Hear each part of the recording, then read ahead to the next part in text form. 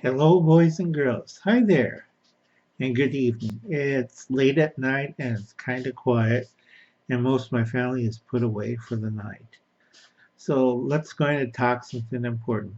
First, big shout out to Bug Out Brad and his propane blowtorch things. Now, those have sometimes a piezoelectric starter, so you can start a fire with that. That works great.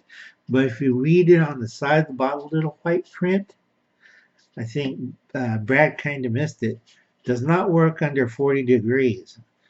Propane and butane tend to solidify and do not give out that much gas unless heated. So if you're using those things in cold weather, please be careful. Okay, let's give a big shout out to Bug Out Brad, and let's give out to a big shout out to Joe Primal. He mentioned me on his channel. Thank you very much, Joe. And reason why I do all these videos is I got 3 years and I don't have that much time, so that's about 1,100 videos I got to do, and I got to cram all this information to the 10% of the population that will survive what's coming up. Now, if you watch the Bob Hope special, remember 68, 69, in 1970, we had a big social upheaval. And if you remember 78, 79, and 80, we had another big social upheaval. And you remember the last one in the 1990, um, uh, 87, was it 87, 80, 88, 89, and 90. We had another big social upheaval. So this is why I tell people, end of the decade, you always have something going on with the social part of our society, plus nature too. So we're due for one, a big one. The last one we had smartphones. This time we're going to have something else. So please be careful. And this video, I'm trying to keep it short, basically it's Diebulfrog's Fire Making 101. It's simple fire making stuff that a lot of preppers, us old-time survivalists, know what we're doing. Okay? Now, get back a little bit comfortable. Love the pith element. Now, us old-time survivalists, we know what we're doing. And you can see in back we have the fake TV fire. That's a Yule fire. Okay, tip number one. If you have a paper grocery bag, fill up with dry wood, real dry, about thick as your arm, and then you put kindling in it with it after you put several good pieces of it. Get fire like that. Kindling is about the size of your finger. Put a bunch of those there. You had newspapers and stuff, and you just got it all together in a bag, grocery bag. We call those a fire bag. Really easy to do, a fire bag. Now, a lot of people say, so you have a bag of wood and papers. It's not a wood pile. It's when you use it for in your fireplace for times of emergency. You put it in the fireplace and you light it on fire. And after watching many, keep going a couple more times, preppers all over the YouTube channels trying to light fires in fireplaces, uh, outside. It kind of got ridiculous, okay? In the snow, in the rain, uh, at night. Oh, that's lovely. So, guy was pouring gasoline on a fire and caught his foot on fire. Real smart. Okay, we're going to do it really easy, okay? In winter and severe conditions, or it's too cold and you got a snowsuit or anything like that. If you're wearing something bulky and heavy and you have to make a fire fast in those kinds of weather, like we're having that big cold wave that went through the Midwest and went through the East Coast and some parts of Texas. It's cold, all right? So what I tell a lot of people, a 15-minute road flare, okay? It's easy, it's simple, nothing to screw around with. You pop off the top, you strike it. Okay, you strike it. That's it. It's a jet of 2,000 degree heat. 15 minutes, 2,000 degree heat on a pile of wood. Think about it. 2,000 degrees, a jet of it. Okay.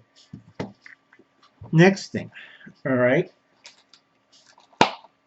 Ugh, got too much stuff. Okay. Lighter fluid and a Zippo. Can't go wrong. This one's dried out and drained. Reason why? It still produces sparks. And let's give out a shout to Hubble Cat. We have matches. And we have lots of matches. And if your Uncle Alan is old, you kind of notice it's Joe Camel. So I have a lot of these paper matches. They're cheap, they're efficient. Yes, we could all use it. And I think in one of his comments, he was mentioning about WD-40. Well, if you go to Sensible Prepper, one of his outtakes, he was trying to make a flamethrower bit out of it, and it put out the match. So you have to see that one. Okay. Like everybody has, we have tinder, fuel tabs. Gotta have fuel tabs. Again, more matches, stormproof. I might have to do a second video on this. And we have the classic old marble match case. I do have a newer one. And if you see at the bottom, this is a flint striker. Trick with these things and the big rods is know how to throw a spark. And if you want to cheat, take a cotton ball, keep it with all your stuff, okay? Put a dab of Zippo. It's not that hard. You know, a little dab, and any spark that hits it, it's going to be in flames. Just don't burn yourself, okay? Now, back to this one, okay? This is an alloy, and a lot of you guys still have Bics and butane lighters. Trouble point is, inside they have, again, an alloy material. Over time, these things rot, and you'll still have fuel, but the flint won't work. This works. But I had one that I put away for 20 years. The flint rotted out. Plenty of fuel, but the flint rotted out. Another trick for fire making is good old-fashioned sterno. It's a gelatin paste. You just paint your wood with it, hit it with a spark, but you got fire. So really easy. Okay. Instead of using this, I'm going to, well, we'll use that in a pen. Don't go like this. That's the wrong way to do to make fire. Get your cotton ball or what you want to call it, laundry lint, whatever your favorite tinder is.